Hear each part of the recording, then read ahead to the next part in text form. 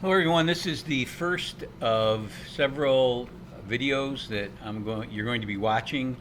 And and I'm going to have different bookmarks in this video. I believe I can do that so that if you're not new to Blackboard, you can skip certain parts of it. The first part I'm going to talk about is just using the Turo One portal, logging on to Blackboard.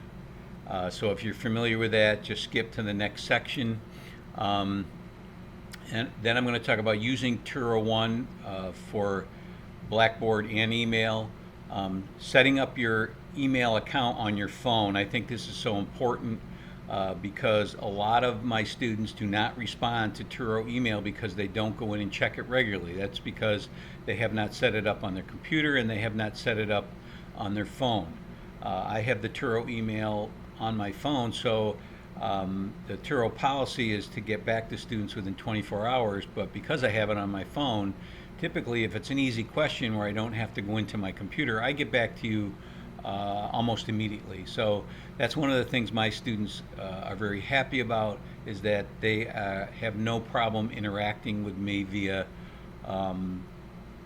email because I get back to them right away. I will also interact with you via text message, but I don't prefer that. But use that if you really need to get a hold of me right away. If you really want a response, you're stuck on your computer. Hey, Dr. Tom, can you help me with this? And I will do that because that's the way I am. All right, so let's talk about logging on to Turo. If you go into, I use Internet Explorer. I used to use Google, but if you, this is the screen. I have a Google Google logon screen. Just type in Turo One. You should have a Turo, and it comes up. It should come up right away, and you'll be asked to log in. So hopefully you all have your login information, which I'm already logged in. Let me see if I can log out. I'll sign out, and typically there's my Team Winnie, but you should have it. It's usually the first part of your email address. Mine is different, but that's because I've been part of this system for a long time.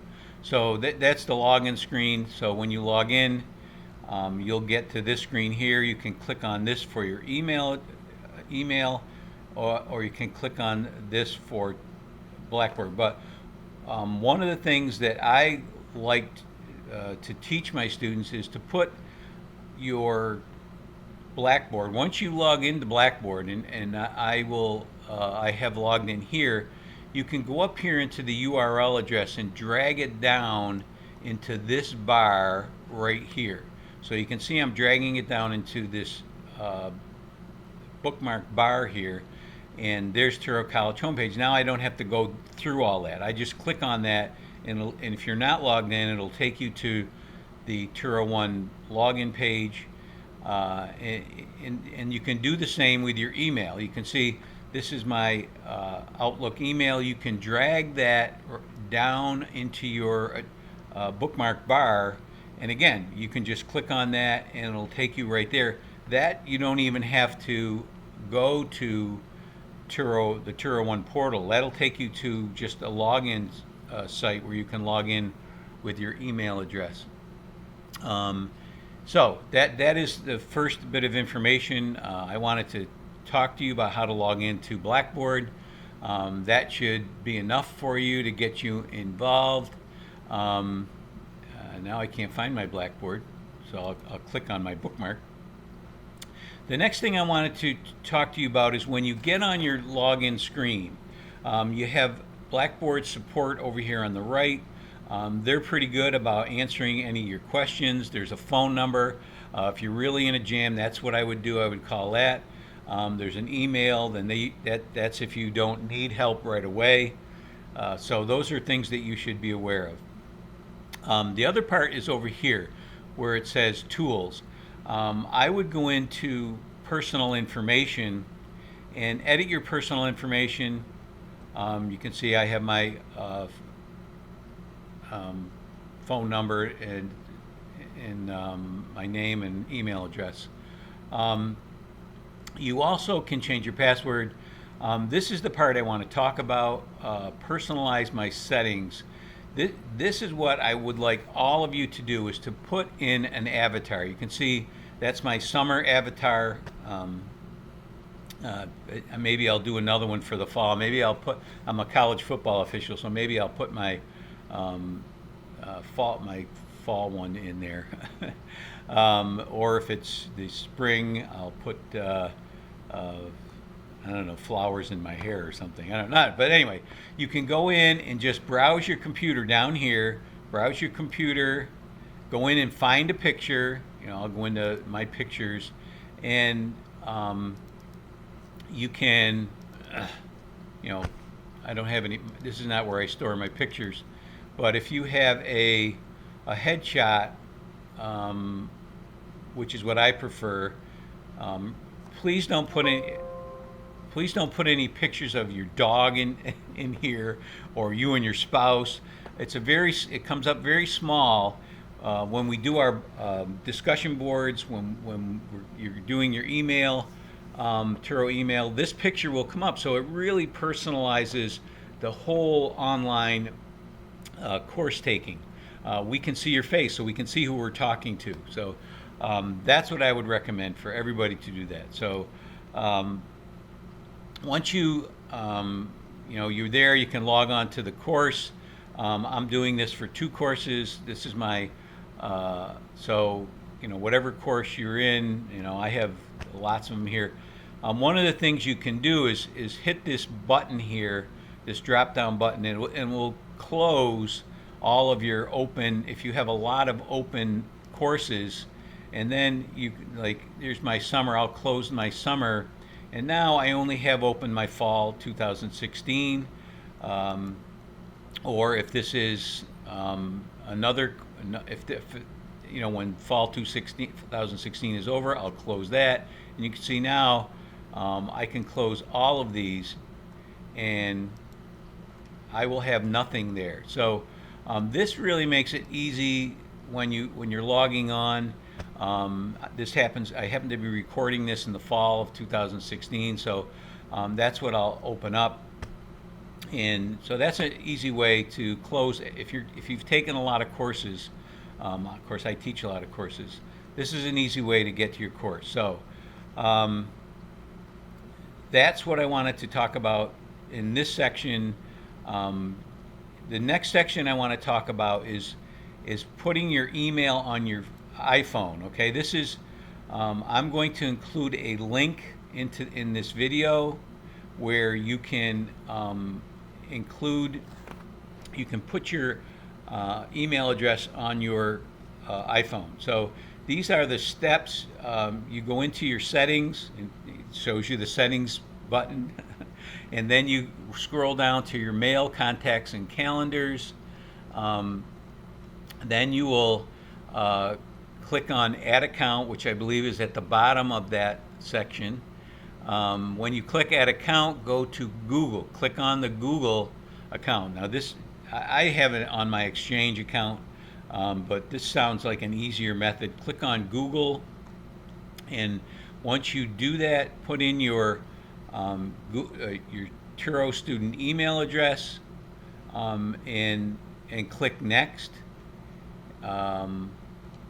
And then I believe it'll take you to your Turo One portal, and that's where you put in your username and password, and then you hit save, and that's it.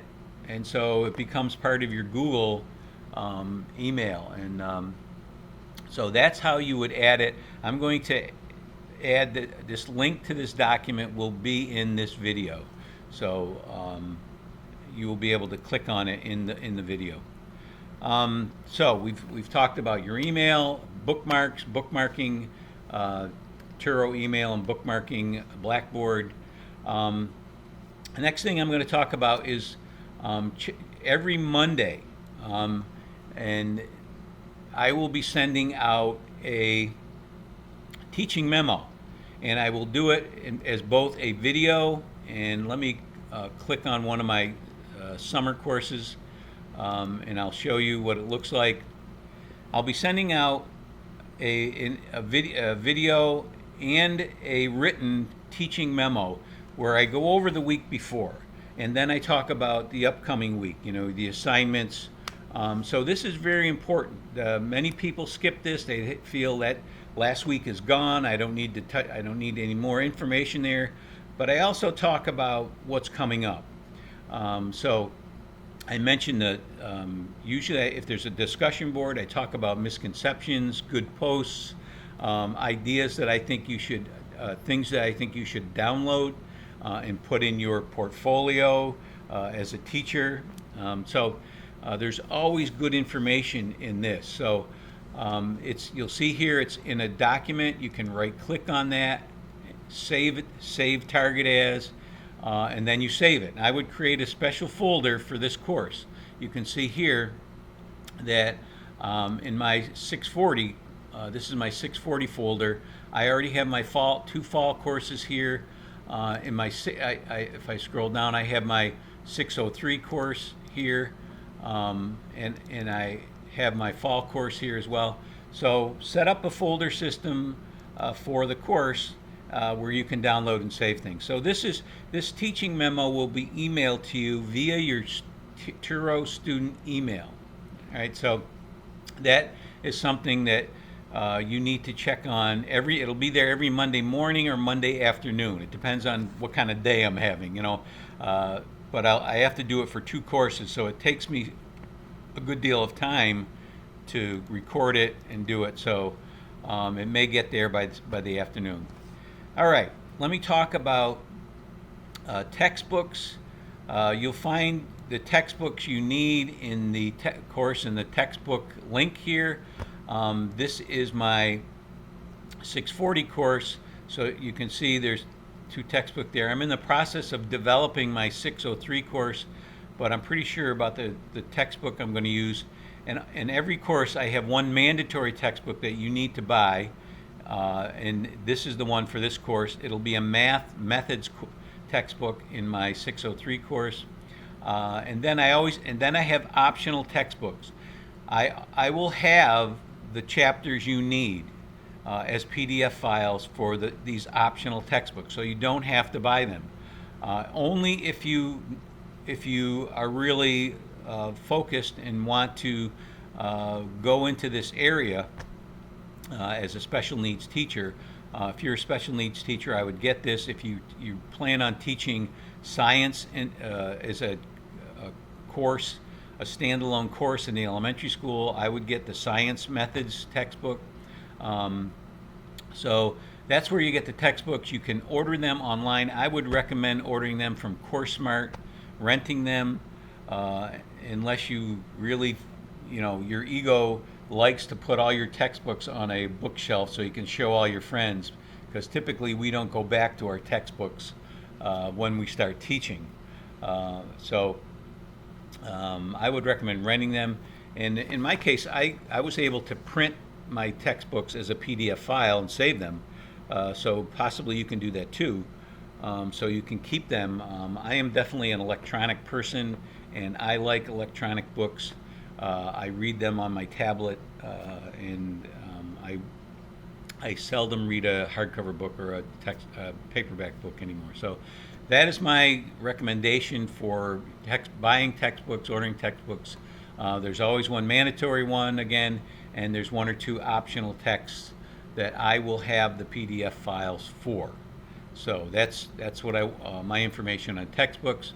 The last thing on this first part I'm going to talk about is how to contact me. And again, if you go into where it says instructor information, you'll see I have a video that I talk. This is Dr. Tom. I did that in the winter. You can see I have my winter coat on in my car with my iPhone.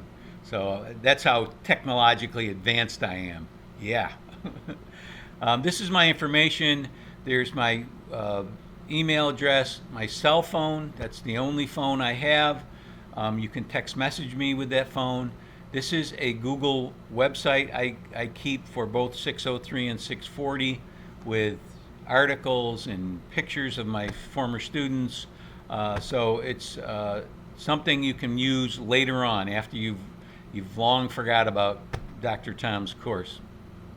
You can see I have a Zoom meeting link here. This I use for my office hours. My office hours, I'm available almost every morning and some evenings. But the thing is, you have to text me if you want to make an appointment. I only have office hours by appointment, and you have to download the Zoom application on your phone or download it on your computer by going to this link. This is my special link. So before you contact me, you'll have to go there and download the program on your computer or on your iPhone or your phone, Android phone too. So that's how you can contact me. That's how I do office hours, and I look forward to meeting all of you virtually. Remember, this is just a reminder that everyone needs to send me their private email address and their cell phone. You'll get this in a welcome memo from me also. So you're being given a heads up twice. So okay, that's it for my Click on Me first. I'll be back with my Click on Me second.